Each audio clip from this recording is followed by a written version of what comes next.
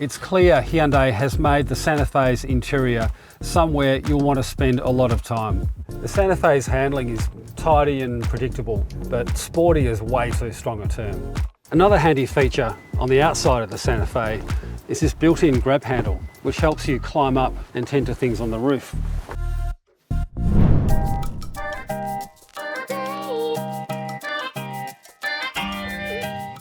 The new Hyundai Santa Fe may look as boxy and aggressive as an irritated Mike Tyson, but it'll never have you on the ropes, and it won't chew your ear.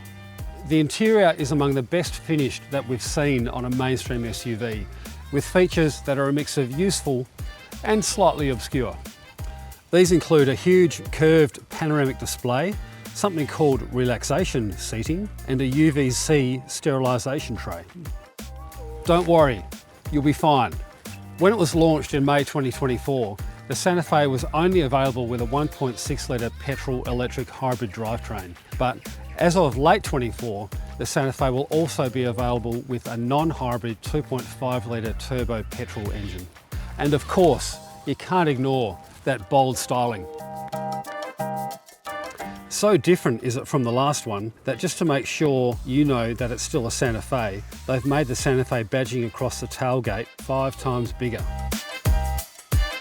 Furthermore, the styling is more heavily infused with corporate branding than any other production vehicle, in particular the letter H.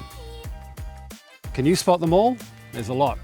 Anyway, let's see whether that's a case of style over substance, or if the new Santa Fe really is an SUV for the H's.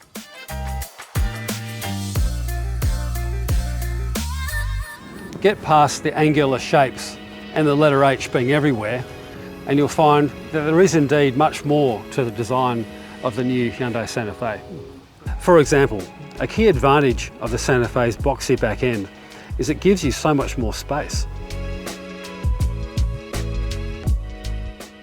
Especially headroom in the third row, where passengers are typically shortchanged in these sorts of vehicles.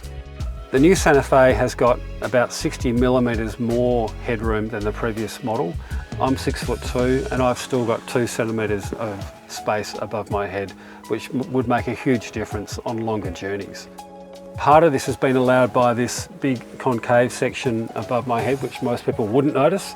And history buffs will of course recall that it's not the first time. In 1967, Dan Gurney did have a bubble cut out of the roof of his car so that his helmet would fit in because he was quite a lanky driver. That was called the Gurney bubble. Dan Gurney did also have association with other bubbles. He was the very first racing driver who sprayed champagne over the crowd when he won at Le Mans in 1967. Another pretty handy feature is just a touch of a button in the calligraphy model, and you can get out by yourself without having to worry about second row passengers letting you out. Another handy feature on the outside of the Santa Fe is this built-in grab handle, which helps you climb up and tend to things on the roof, like your luggage or even your rooftop accommodation, if that's your intent. Sorry. Up front, there's a big panoramic display in front of the driver. It's essentially 2 screens, one for the driving information and one for the infotainment. There's a number of physical buttons as well to control the ventilation. There's also a UVC sterilisation tray which uses UVC light to sterilise any small items you might have, like your phone, your wallet, sunglasses. It's a remnant really of the COVID era when these things were looking at being designed into cars, and we're starting to see it in production cars now.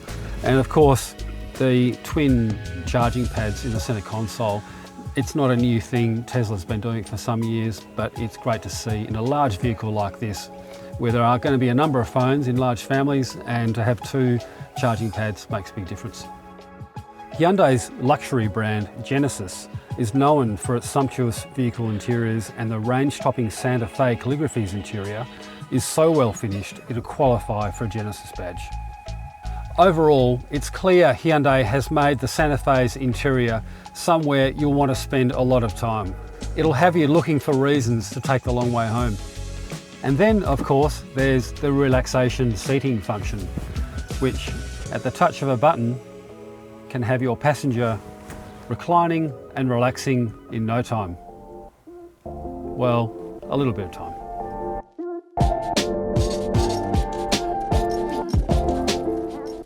After its exterior design, refinement is the Santa Fe's other big ticket item. As a 1.6 litre turbo petrol electric hybrid with a 6-speed transmission and all-wheel drive, there's a fair amount going on mechanically and electronically. That's not unique, and it's not perfect either, but it is a good result given the Santa Fe's smooth, quiet and fuel-efficient power delivery. Its ride is supple and smooth, and the steering weighting is light, but not excessively so. The Santa Fe's handling is tidy and predictable, but sporty is way too strong a term, especially given that this is a 2.1 tonne, 1.7 metre tall family SUV that's designed for comfort. The 2.5 litre turbo non-hybrid version is set to arrive in late 2024. It'll be significantly more powerful than the 1.6 litre hybrid. The 2.5 will use more fuel than the 1.6, but less than the 3.5 litre V6 that was in the previous non-hybrid petrol model. There's been no word yet on whether we'll see a diesel version of the new Santa Fe, which we reckon will sell well given the popularity of previous Hyundai diesels. The Santa Fe's format as an SUV already makes it practical, but it's the numerous little features that make it extra easy to live with. There's the extra wide tailgate, built-in sunblinds in the rear doors, and clever storage spaces, especially in the centre console area. Even the bottle holders in the doors are backlit with mood lighting. All the seats in the second and third rows can be folded flat to create an area where you could almost park a Hyundai i20. USB inputs in the back of the front seats are at the optimal height for rear passengers needing to keep their devices energised. The USB plug is right next to the buttons operating the electric front seat, which will be handy for mischievous rear passengers. Across all variants, the Santa Fe 1.6 litre hybrid comes with a full-size spare tyre, a welcome feature, especially given the other elements fighting it for space like the hybrid system, all-wheel drive on most models and a spacious, flat-floored cabin. There's no denying that the new Santa Fe costs more. Last year, the cheapest Santa Fe was $46,050 before on-roads. This year, the entry-level Santa Fe is $55,500. But that's not the full picture. For starters, the entry-level Santa Fe has gone from having an old 3.5 litre V6 that used 10.5 litres of unleaded 91 per 100 kilometres to an advanced hybrid system that uses just over half as much, 5.6 litres per 100 kilometres. While that's a great saving, it'll still take a while to offset that big price increase. Really, the big advantage is just not having to stop and refuel as often. Even allowing for a small buffer of residual fuel in the tank, that equates to a range of well over 1,000 kilometres.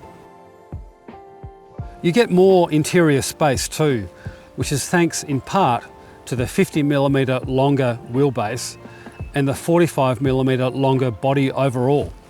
And let's not forget the big step up in interior fit and finish. In this range-topping $83,000 calligraphy, it's immediately apparent that the interior is in line with other large SUVs costing well into six figures. The Santa Fe hasn't yet been rated by ANCAP, but it does have good safety credentials, such as a centre front airbag, auto braking that can detect pedestrians and cyclists, and of course, driver monitoring. But we'll have to wait until the official rating is published. Other features such as auto-evasive driving assist, which can detect a collision risk and then automatically take action, help make up a comprehensive suite of safety gear.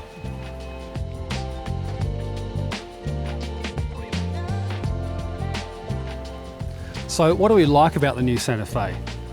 Well, of course, there is the excellent fit and finish inside and out. It's also very fuel efficient for its size, and the ride quality is right up there with much more expensive large SUVs. And our dislikes? There's no diesel option if that's what you prefer, and the speed monitoring system is still more of a distraction than it is a help. That's changing soon though. And you might want a less conspicuous looking large SUV. I quite like it though. So what's the verdict?